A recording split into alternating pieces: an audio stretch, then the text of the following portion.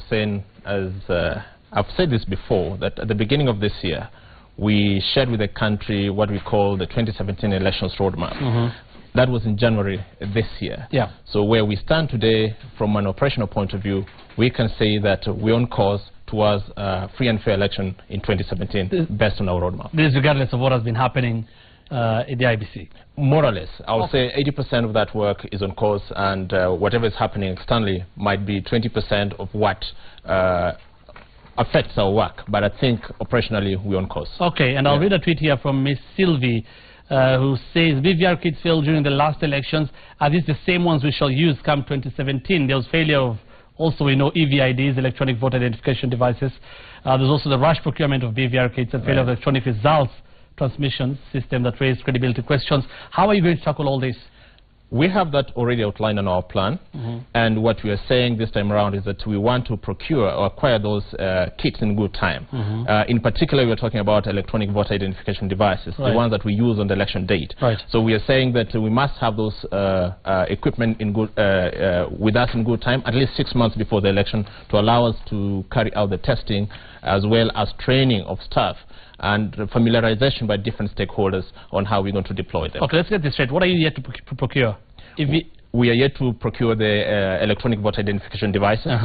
We are yet to procure ballot papers, of course. We are yet to procure transport services. But in terms of the, the technological input of the selection, EVIDs, isn't it? Are you going to use the same transmission system, or what has been enhanced? Because, you know, there was a problem last time. Yes, there was a problem last time, and we're saying this time around we must have an improved version of that system. So we've already gone out to the market to look for technical support, and that should be up and running by November this year. Good. So BVR kits? No, EVIDs. BVR kits? BVR was used for voter registration. So that is not exactly. So we have EVIDs and we have result transmission. When will you have them in place? If result transmission, you say by November. Yes. We will know what kind of result transmission system we'll use. And it will be tested by when? It will be. We are saying 6 months before the election. We must have them with us and be able to test them. EVIDs will have them by when? EVIDs is the same process we're going through, and by December this year, I think we should be able to have them. We should also have them by December this year. Do you have the requisite funding, or do you have any challenges ahead of this election? Unlike before, Hussein, I must say this again, that because of the proper planning that we've heard for this election, we were able to persuade Parliament to allocate to us adequate resources. And this financial year, we can say confidently that we have adequate resources to allow us to be able to at least carry out with the implementation of activities for this financial year. Okay, so everything is okay in terms of funding, and you have no problem? In terms of funding, we have no doubt. We're in good shape at the moment. Okay. You didn't reach your target of 4 million registering 4 million voters earlier this year. You only got 1.3 million. The next major drive is in February, I believe, unless there's any change, you'll tell us. And 9 million people with IDs are not registered. How are you going to go about this? Bearing in mind you didn't reach your target of 4 million the last time out. When we set out those targets, in fact we set out a target of 8 million voters. We're saying we must add 8 million to the current 14 million, so that we have about 22 million. And our target was based on the people who had already received registered for IDs. So we could be having 9.2 million now out there with IDs, but we're saying we can get 8 million out of that.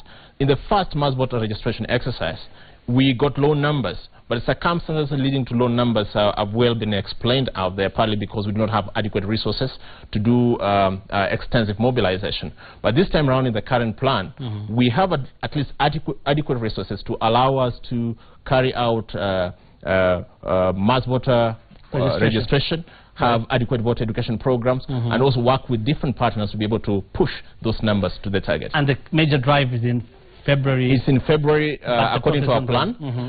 What has happened in the recent past is that we had discussion with different stakeholders, and what they're indicating to us that perhaps it would be good for us to consider having the registration take place during the December holiday. So you're putting that into consideration as well because of the college-going students who have attended. That was actually bringing me to my next question. If your target in February, was it March or February this year, early this year? Was 4 million, you got 1.3 million. You're talking about 8 million now, and you're only talking about the major drive being in February. Shouldn't you have other major drives maybe spread out between intervals of 3 or 2 months?